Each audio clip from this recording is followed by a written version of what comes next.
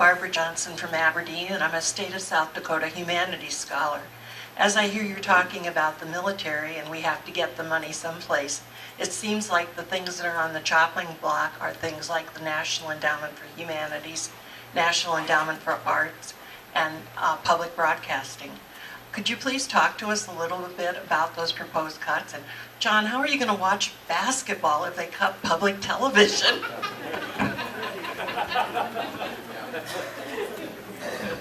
Thank you, Barbara. That's a very personal question for me, Yeah.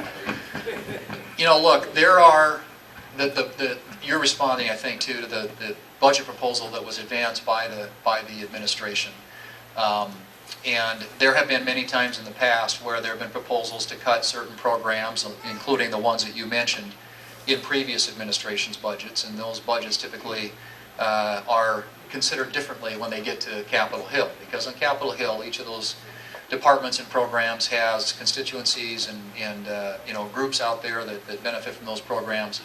I would say that we're probably going to have to, in every area of the budget, look long and hard at what we can do to find savings. And that doesn't mean that you need to completely do away with programs, but we ought to be able to figure out if we can operate some programs more efficiently than we do today.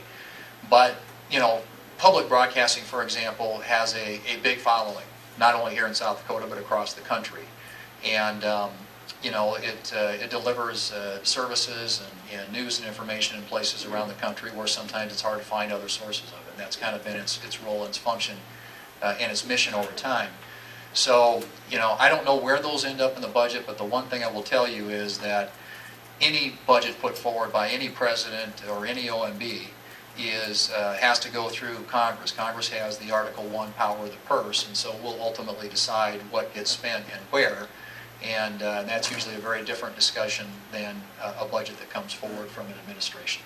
And I think, that's true of this current proposal, just as it has been in past administrations.